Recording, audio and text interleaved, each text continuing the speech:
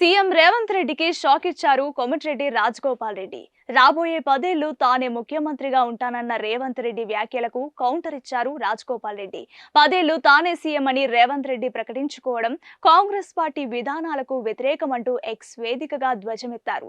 జాతీయ పార్టీ అయిన కాంగ్రెస్ లో అధిష్టానం ఆదేశాల మేరకు ప్రజాస్వామ్యబద్ధంగా ముఖ్యమంత్రి ఎన్నిక ఉంటుందని గుర్తు చేశారు. తెలంగాణ కాంగ్రెస్ ను వ్యక్తిగత సామ్రాజ్యంగా మార్చుకునే ప్రయత్నాలను నికార్సైన కాంగ్రెస్ నాయకులు కార్యకర్తలు సహించరంటూ రాజగోపాల్ రెడ్డి చురకలంటించారు. మరోవైపు కాంగ్రెస్ పార్టీ నల్గొండలో అధికారంలో రావడంతో కీలక పాత్ర పోషించారు. దాదాపు 10 అసెంబ్లీ నియోజకవర్గాల్లో ఆయన పార్టీ గెలుపుకు కృషి చేశారు. మొత్తంగా కోమటిరెడ్డి రాజగోపాల్ రెడ్డి రేవంత్ రెడ్డి అవుట్ సైడర్ అనే విషయాన్ని ప్రస్తావించారు.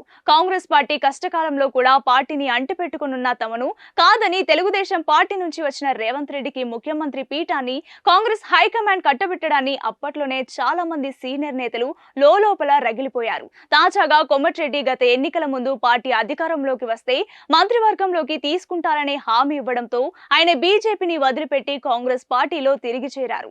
అంతేకాదు 2023 ఎన్నికల్లో కాంగ్రెస్ పార్టీ అధికారంలోకి వచ్చింది. కానీ మంత్రివర్గ విస్తరణలో తన అన్న కోమటిరెడ్డి వెంకటరెడ్డికి మంత్రివర్గంలో స్థానం కల్పించారు. అయితే ఆ తర్వాత జరగబోయే మంత్రివర్గ విస్తరణలో తనకు చోటు దక్కడం ఖాయమని లెక్కలు వేసుకున్నారు. తీరా మంత్రివర్గ విస్తరణలో తనకు అవకాశం కల్పించలేదు.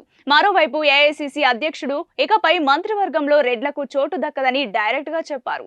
ఇక మంత్రివర్గంలో స్థానం కోసం కోమటిరెడ్డి రాజగోపాల్ రెడ్డితో పాటు సుదర్శన్ రెడ్డి, మల్రెడ్డి రంగారెడ్డి వంటి నేతలు కూడా గట్టి ప్రయత్నాలు చేశారు. ఈ నేపథ్యంలో రాజగోపాల్ రెడ్డి వ్యాఖ్యలు ఎలాంటి పరిణామాలకు దారితీస్తాయో చూడాలి.